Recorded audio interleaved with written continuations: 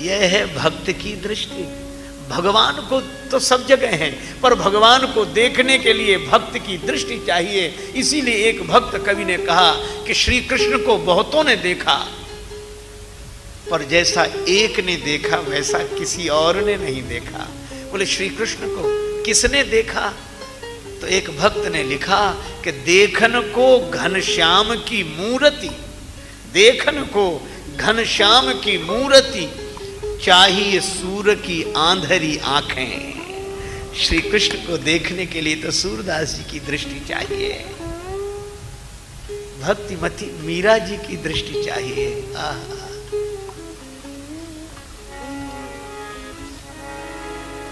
पग घुंघरू बांध मीरा नाची रे, पग घुंघरू बांध मीरा,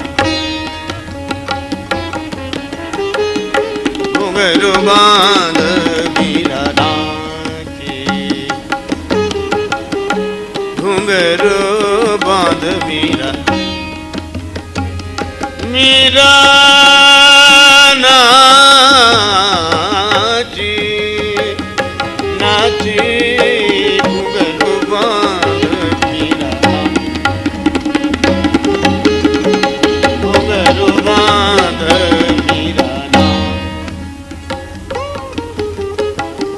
जहर का प्याला राणा भेजा, पीवत मीरा हासी रे,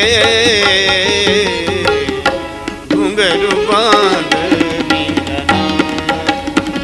रे, पग घुंघरू बांध रे, पग घुंघरू बांध मीरा, बांध मीरा, बांध मीरा। जहर का प्याला।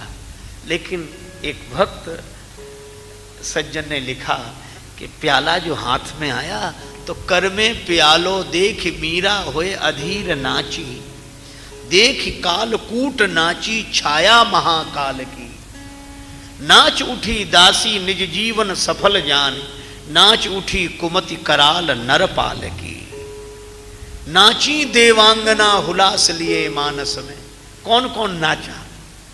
कर में प्यालो देख मीरा होए अधीर नाची, और जो विष देखा तो देख कालकूट नाची छाया महाकाल की। भगवान शंकर नृत्य करने लगे। पार्वती जी ने पूछा क्या बात है, आज इतने मगन क्यों? शिव जी बोले भगवान के नाम पर जहर पीने वाला मैं ही था, लेकिन आज भगवान श्री कृष्ण के नाम पर जहर पीने वाली भक्तिमती मीरा।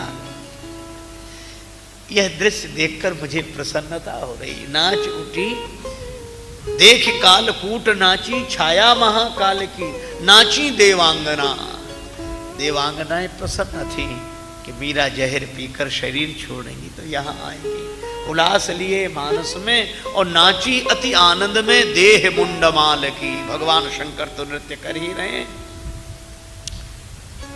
और नाच उठी दासी निज जीवन सफल जान, नाच उठी कुमति कराल नरपाल की। लेकिन यह क्या? मीरा ने सोचा विष पीने के पहले एक बार देख तो लूं। तो नाच उठी नैनन की पूतली प्याले बीच, नाच उठी नैनन की पूतली प्याले बीच, और पूतली में नाच उठी मूर्ति गोपाल के। भगवान प्रकट, ये भक्त की दृष्टि है। इसी से एक कवि ने कहा किसी से मेरी मंजिल का पता पाया नहीं जाता, जहां मैं हूं फरिश्तों से वहां जाया नहीं जाता। मोहब्बत के लिए कुछ खास दिल मखसूस होते हैं, ये वो नगमा है जो हर साज पर गाया नहीं जाता। भगवान को देखने के लिए भक्ति की दृष्टि चाहिए, भाव की दृष्टि चाहिए। आप जानते हैं रामचरितमानस में दो ने भगवान को देखा और दोनों को भ्रम हो गया। सती जी ने भी भगवान को देखा, भ्रम हो गया, और सुग्रीव जी ने भी भगवान को देखा तो भ्रम हो गया। क्यों? अच्छा, दोनों ने तब देखा जब श्री सीता जी राम जी के संग नहीं है। सती जी ने भी तब देखा जब सीता जी राम जी के साथ नहीं है, और सुग्रीव जी ने भी तब देखा जब सीता जी राम जी के साथ नहीं है। और सीता मैया तो मूर्तिमती भक्ति हैं, और संकेत क्या मिला कि भक्ति के बिना भगवान को देखोगे तो भ्रम हो ही जाएगा। अगर भगवान को देखना है तो भक्ति के सहित देखो, भाव की दृष्टि। श्री भरत को निखाद राज में लक्ष्मण दिखाई पड़े, राम घाट में राम जी दिखाई पड़े। एक बात और, रात्रि का समय, सब सो गए। निखाद राज लौट कर आए कि देखें अब तो भरत जी भी सो गए होंगे, लेकिन यह क्या, इतनी रात हो गई, भरत अभी भी जाग रहे हैं। निखाद राज ने कहा कि आपने विश्राम नहीं किया। भरत जी रोने लगे, मन को विश्राम मिले तब तो तन का विश्राम हो। नींद नहीं आई। निखाद राज बोले मैं समझ गया। क्या? बोले जिन नैनों में नीर हो उन नैनों में नींद कैसे आ सकती है? ये नीर और नींद एक साथ नहीं आते। लेकिन मैं क्या करूं, आपको विश्राम कैसे मिलेगा? भरत जी बोले, कहत सखही सोई ठाव दिखाऊ, नेकु नयन जिय जरनी जुड़ाऊ।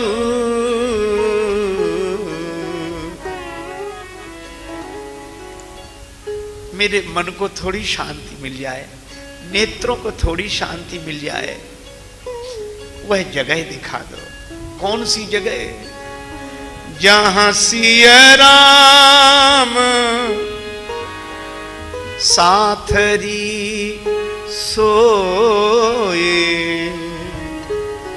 कहत बचन भरे लोचन कोई।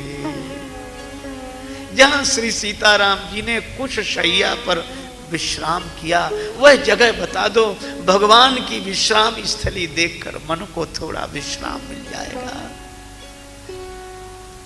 निखाद राज कुछ बोल नहीं सके, चले सखा करसों कर जोड़े। आहा, शिंशुपा वृक्ष, शीशम का वृक्ष दिखाई दिया। अब यह भक्ति की दृष्टि है। जैसे ही शीशम के वृक्ष को देखा भरत जी, उसी तरह प्रणाम करते हैं, गिर गए धरती पर, शीशम के वृक्ष को प्रणाम किया। निखाद राज के मुंह से निकला कि भरत जी आपके प्रणाम करने से यह शीशम का वृक्ष भी आज अब से बड़भागी हो गया। भरत जी बोले, मेरे प्रणाम करने से यह बड़भागी नहीं हुआ है, फिर यह बड़भागी है इसलिए मैं प्रणाम कर रहा हूं। अगर यह वृक्ष बड़भागी है तो फिर अभागी कौन है? भरत जी बोले, वह तो कौशल्या माता ने पहले ही कह दिया है, बड़भागी बन अवध अभागी, जो रघुवंश तिलक तुम त्यागी, बड़भागी बन अवध अभागी। अयोध्या अभागिनी है, पर यह वृक्ष बड़भागी है। सारे संसार को जिनकी कृपा छाया में रहने का अवसर मिलता है, वे भगवान इस वृक्ष की छाया में रहे। यही तरुतर प्रभु बैठे जाई, करही कल्प तरुतास बढ़ाई।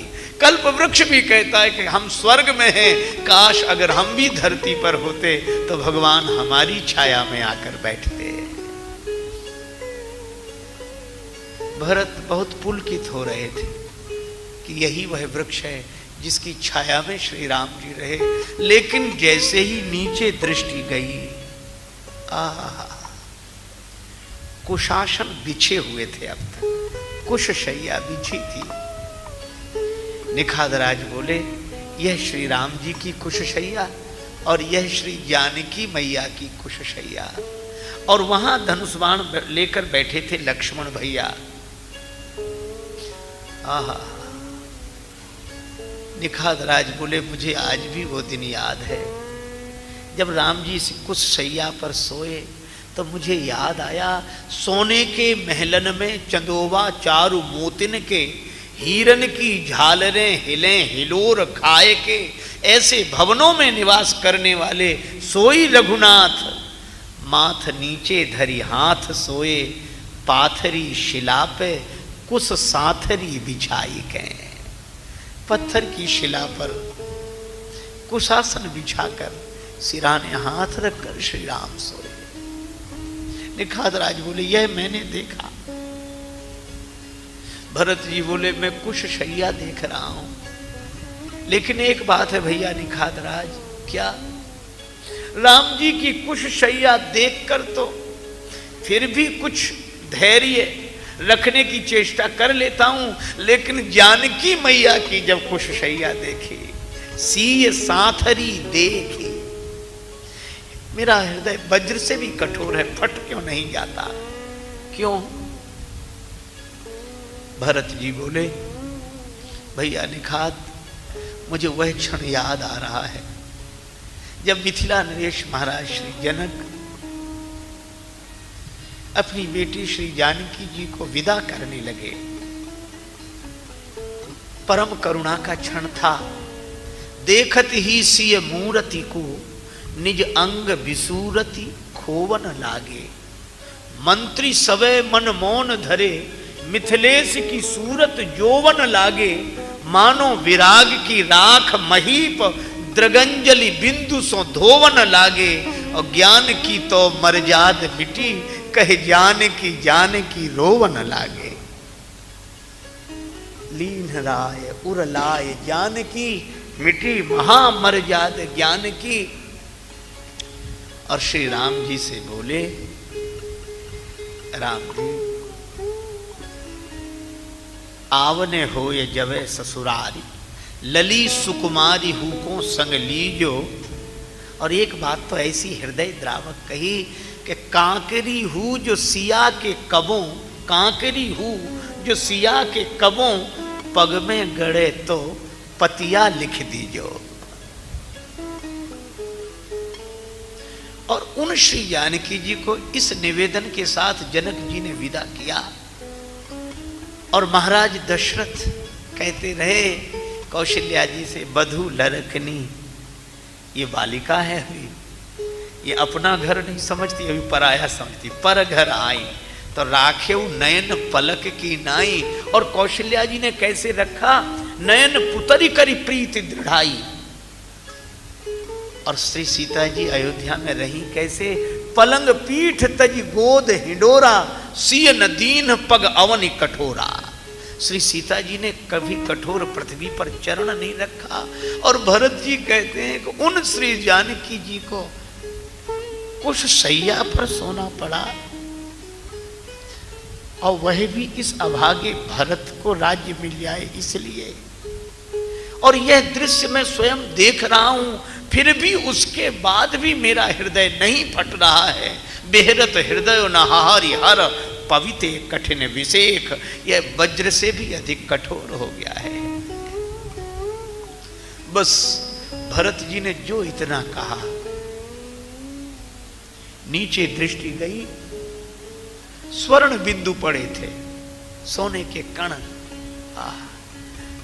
भरत जी ने पूछा, भैया ये निखादराज, ये स्वर्ण बिंदु कहां से आए? ये सोने के कण कहां से?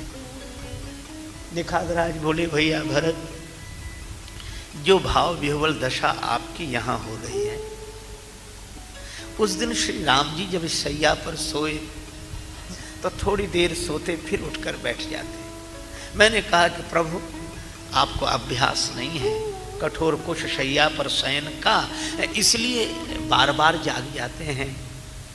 जानकी मैया भी उठकर बैठ जाती, पर राम जी कहते नहीं नहीं निखाद, कुश शैया पर तो मैं शयन कर लूं, लेकिन मुझे तन की नहीं मन की पीड़ा नहीं सोने दे रही है।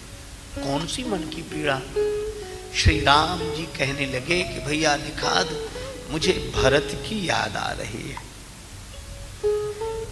मेरी अनुपस्थिति में भरत की क्या दशा होगी। तेही रात पुनि पुनि करत प्रभु सादर सराहना रावरी, निशि सब तुम ही सराहत बीती। तो निखादराज बोले, जब भरत जी श्री राम जी आपकी याद कर रहे थे ना, तो उनके आंखों में आंसू आ गए और राम जी के आंख में आंसू आए तो श्री सीता जी के भी आंखों में आंसू आ गए। अच्छा, तो फिर क्या हुआ? सीता मैया रोने लगी। तो निखादराज कहते कि मैंने खुद देखा, जब जब व्याकुल होत सिय अति ही पुलकित गात, तो अश्रु बिंदु होए मही गिरत कनक बिंदु होए जात। सीता जी की आंखों से आंसू गिरते, पर धरती पर गिरते ही वे स्वर्ण बिंदु हो जाते थे। ये वही स्वर्ण बिंदु हैं। एक भक्त ने और सुंदर भाव दिया, कहा कि श्री सीता जी के जो स्वर्ण कर्ण फूल थे, राम जी ने जब उसास भरी भर कहकर, तो वह स्वर्ण पिघल गया, उसके कण गिर गए। भरत जी बोले, कैसी बात करते हो? राम जी मेरा नाम लें और स्वर्ण पिघल जाए? निखादराज ने कहा, कोई आश्चर्य नहीं। पहले तो मुझे आश्चर्य हुआ, लेकिन अब आपको देखकर कोई आश्चर्य नहीं होता। कहा, क्यों? बोले, आप जब राम कहकर उसास भरते हैं, जब ही राम कही ले ही उसासा, उमगत प्रेम मनहु चहु पासा, द्रवही बचन सुनि कुलिश पसाना, पुरजन प्रेम न जाई बखाना। आप उसास लेकर जब राम बोलते हो तो आपके बोलने से पर्वत पिघल जाते हैं, पत्थर पिघल जाते हैं। तो राम जी के अगर भरत कहकर उसास भरने से स्वर्ण आभूषण पिघल जाए तो कौन सा आश्चर्य है। पर भरत जी ने वे स्वर्ण बिंदु उठाए।